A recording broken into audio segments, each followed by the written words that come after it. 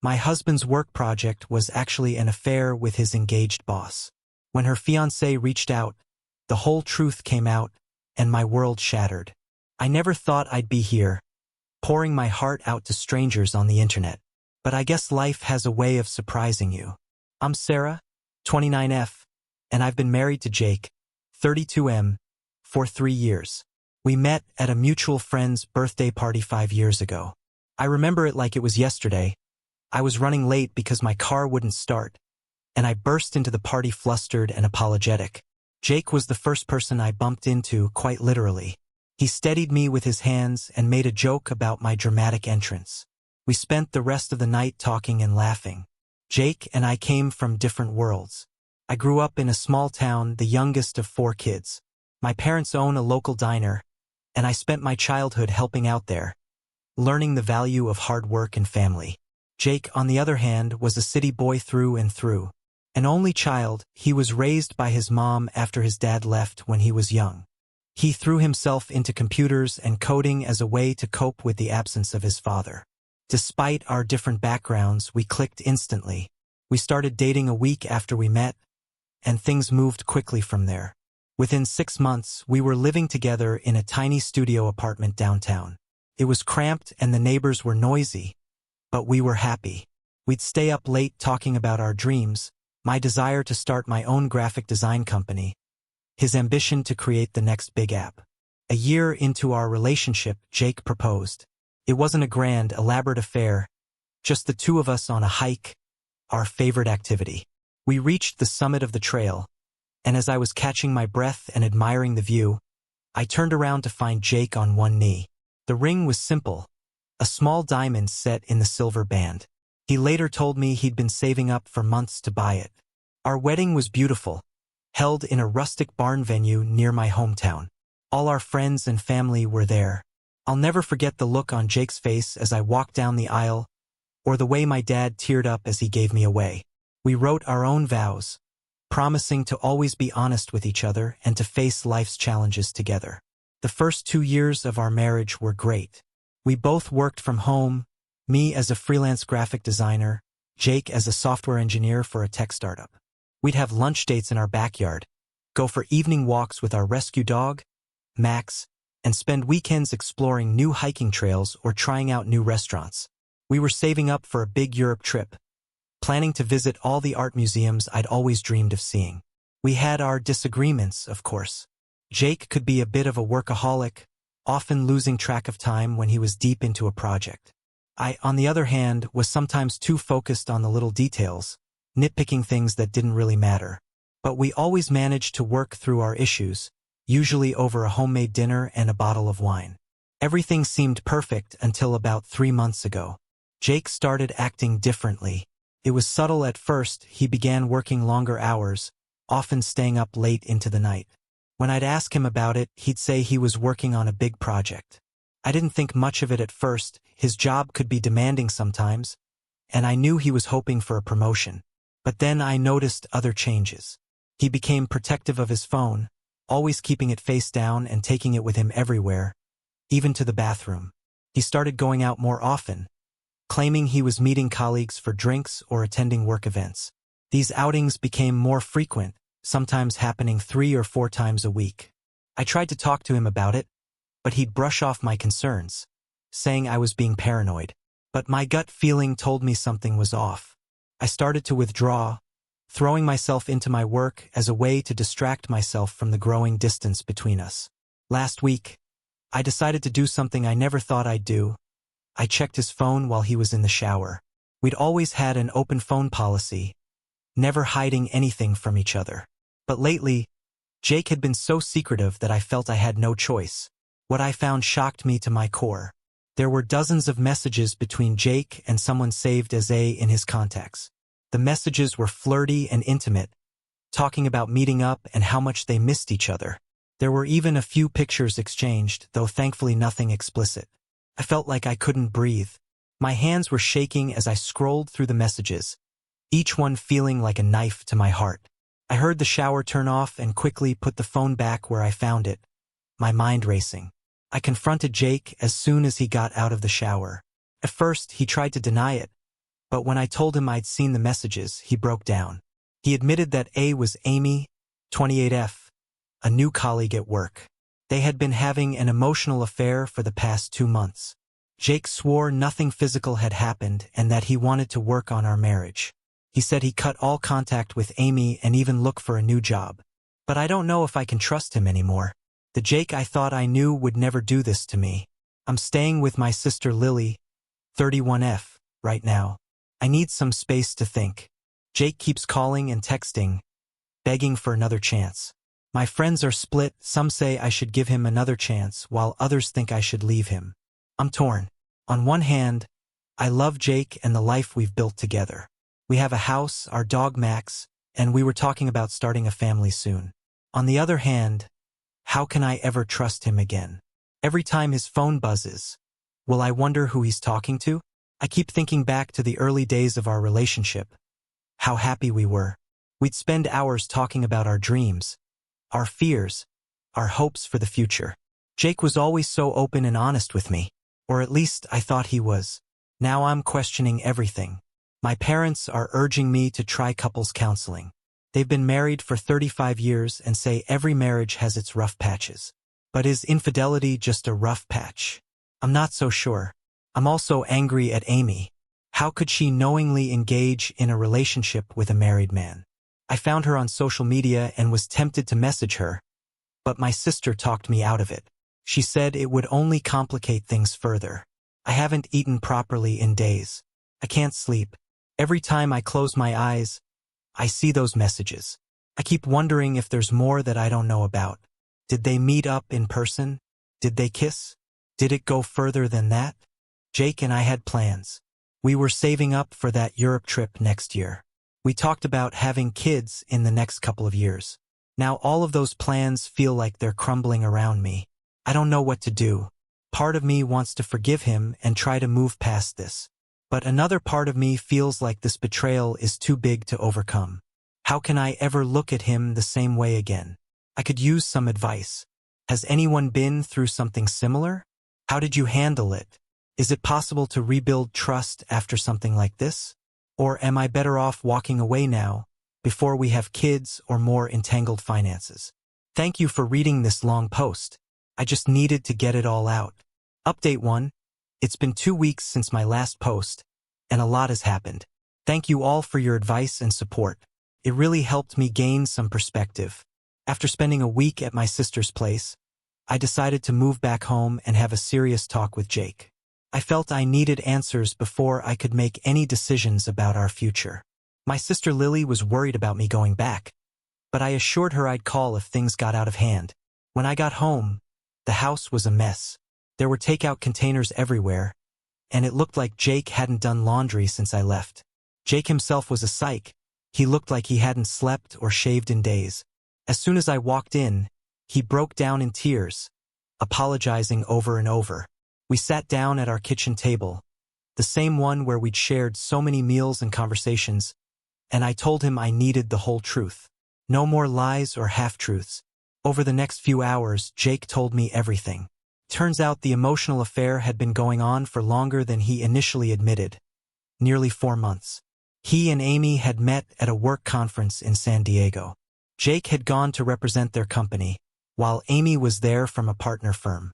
They were seated next to each other during one of the keynote speeches and hit it off immediately. At first, it was just friendly chats and lunch meetups. They discovered they had a lot in common. Both were only children. Both loved obscure indie bands. Both were into rock climbing. Jake said he enjoyed talking to someone who understood the pressures of his job. But over time, it evolved into something more.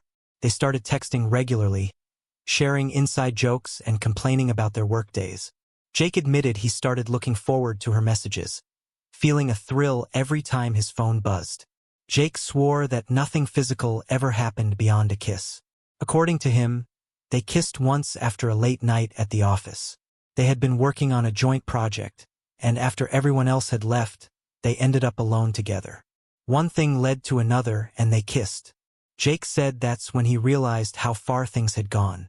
He claimed he tried to end it then, but Amy was persistent and he was weak. I asked him why risk our marriage for this? He said he felt neglected. Apparently, I had been so focused on my work lately that he felt like we were drifting apart. I had taken on a big project for a new client, and I'd been working long hours to meet the deadlines. Jake said he missed the easy companionship we used to have. Instead of talking to me about it, he sought comfort elsewhere. I was furious. Yes, I had been busy with work, but that's no excuse for infidelity. I told him he should have talked to me if he was feeling neglected. We could have worked on it together, maybe planned a weekend getaway or set aside specific time for just us. Instead, he chose to betray my trust. After our talk, I needed some time to process everything. I went for a long walk in the park where we used to have picnics. As I sat on our favorite bench, watching families play frisbee and couples walking hand in hand, I realized I wasn't ready to give up on our marriage just yet. We'd built a life together, and I wasn't prepared to throw that away without at least trying to fix things. But I also knew things couldn't go back to how they were before. Trust, once broken, isn't easily repaired. I spent hours thinking about what I needed to feel secure in our relationship again. I went home and told Jake I was willing to try and work things out, but with conditions he had to find a new job immediately. I couldn't bear the thought of him working with Amy every day. He had to give me full access to his phone and computer. No more secrets. We would start couples counseling. He had to cut all contact with Amy, effective immediately. Jake agreed to all my conditions without hesitation. He even showed me as he blocked Amy's number and deleted her from all his social media accounts. It was a start, but I knew we had a long road ahead of us. The next day, Jake started job hunting. He had an interview lined up by the end of the week. We also booked our first couples counseling session for next Tuesday. It's been a roller coaster of emotions. Some days I feel hopeful that we can work through this. Other days, the anger and hurt feel overwhelming. I find myself scrutinizing Jake's every move, wondering if he's being truthful. It's exhausting. We've started having dinner together every night, like we used to in the early days of our relationship. We talk about our days, our feelings, our fears. It's not always easy. Sometimes the conversation turns to the affair, and things get tense. But we're trying. I've also started focusing on myself more. I've picked up my old hobby of painting, something I'd let fall by the wayside in recent years. It's therapeutic, allowing me to express my emotions on canvas when I can't find the words. My friends and family have been incredibly supportive. My sister Lily checks in on me every day, and my best friend Emma, 30F, has been a constant source of support. Jake's mom, Linda, 58F, even called me to apologize for her son's behavior and to offer her support, whatever I decide to do. I know the road ahead won't be easy. Rebuilding trust takes time, and there's no guarantee we'll succeed. But for now, I'm willing to try. We've invested 5 years in this relationship, and I want to be able to say I did everything I could before walking away. I'll keep you updated on how things progress. Thank you again for all your support. It means more than you know. Update 2. It's been a month since my last update, and things have taken an unexpected turn. Jake found a new job within 2 weeks of starting his search. It was a lateral move in terms of position, but he took it without hesitation. He's been transparent with his phone and computer, often leaving them unlocked around me. We've been to 4 couples counseling sessions, which have been challenging but helpful. Our therapist, Dr. Martinez, has been guiding us through some difficult conversations. We've talked about our communication issues, our expectations for the relationship, and how we can rebuild trust.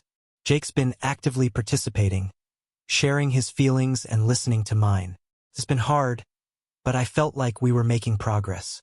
Things seemed to be improving slowly. We were communicating better, and I was starting to feel like maybe we could get through this. We even started planning a weekend getaway to the beach house where we spent our honeymoon. I thought it might be a good way to reconnect and make new, positive memories. But then something happened that turned everything upside down. Last week, I received a message request on Facebook from someone named David, 30M. When I opened it, my heart nearly stopped. David introduced himself as Amy's fiancé. He had discovered Amy's affair with Jake and wanted to know if I was aware of the situation. I was shocked. Jake had told me Amy was single. I immediately called Jake at work and told him to come home. When he arrived, I showed him the message. Jake went pale and started stammering, trying to explain.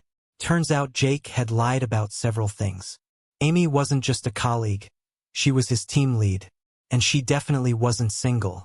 Jake claimed he didn't know she was engaged at first, but admitted he found out about a month into their affair. He said he tried to end it then, but Amy threatened to make trouble for him at work if he did. I was furious.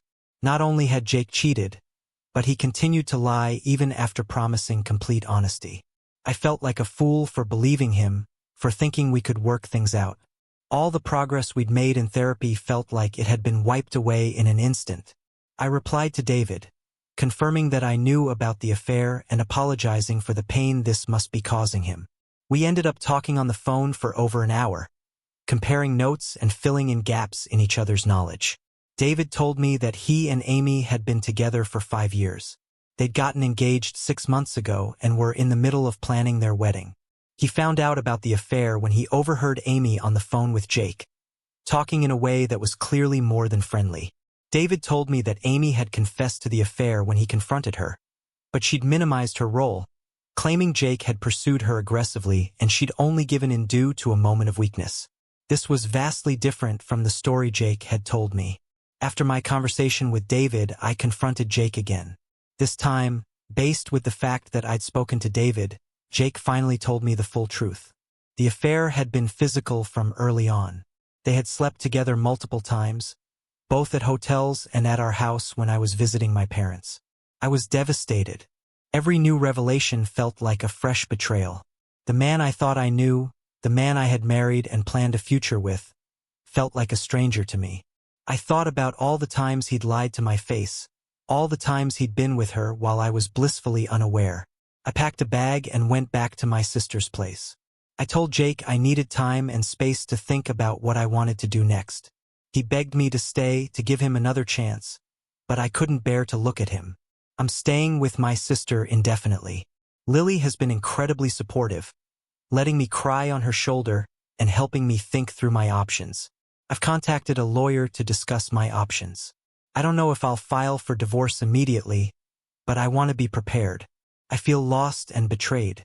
The future I thought I had has crumbled around me. But I'm also angry at Jake for his betrayal, angry at Amy for her role in this mess, and angry at myself for being so blind. I don't know what the future holds, but I know I deserve better than this. Thank you all for your continued support. I'll update again when I've figured out my next steps. Update 3: It's been 2 months since my last update, and I've made some big decisions. After careful consideration and many discussions with my lawyer, I've decided to file for divorce. The trust between Jake and me is irreparably broken, and I realized I couldn't spend the rest of my life wondering if he was being truthful. The process has been difficult. Jake initially contested the divorce, begging for another chance. He showed up at my sister's place unannounced one evening, causing quite a scene. Lily's husband, Mark, had to threaten to call the police before Jake would leave. It was painful to see him like that, but it also reinforced my decision. I couldn't be responsible for Jake's emotions anymore. After a stern talk with his own lawyer, Jake finally accepted that our marriage was over. We're now in the process of dividing our assets. It's strange reducing 5 years of marriage to a list of items and bank accounts. We're selling the house.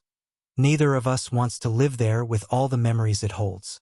Deciding what to do with Max, our dog, was the hardest part. In the end, we agreed on joint custody. It's not ideal, but I couldn't bear the thought of never seeing him again. I've moved out of our house and found a small apartment of my own. It's in a different part of the city, close to a park where I can take Max for walks. Starting over has been tough, but also liberating in a way. I'm rediscovering who I am outside of my relationship with Jake.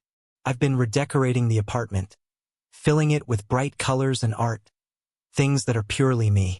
As for my career, I've thrown myself into my work. My boss has been understanding of my situation and has even offered me a promotion. It would mean managing my own team of designers. I'm considering taking it, as it would be a fresh challenge and a chance to grow professionally. I've also been in individual therapy, which has been incredibly helpful. My therapist, Dr. Patel, has been helping me work through my feelings of betrayal and anger. It's made me realize that while Jake's actions were inexcusable, there were issues in our marriage that we both contributed to. I'm working on myself, learning to set better boundaries and communicate more effectively. I've had some contact with David, Amy's fiancé. He decided to end their engagement, and last I heard, he was also in therapy to work through the betrayal. We formed an unlikely friendship, bonding over our shared experience. It's been helpful to talk to someone who understands exactly what I'm going through. As for Amy, I heard through the grapevine that she was let go from her job due to the unprofessional relationship with a subordinate. I don't know how I feel about that. Part of me feels a sense of justice, but mostly I just feel sad for everyone involved. Jake has made several attempts to reconcile, sending flowers and heartfelt letters.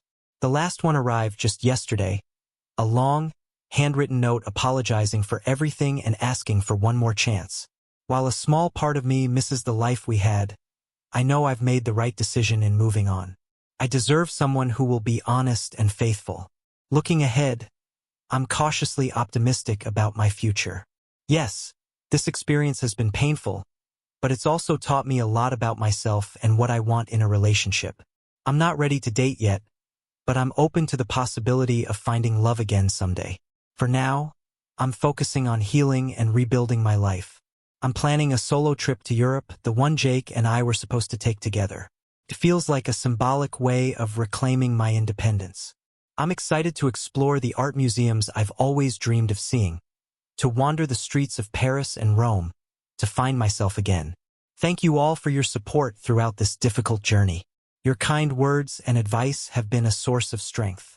While this chapter of my life is closing, I'm looking forward to writing the next one on my own terms.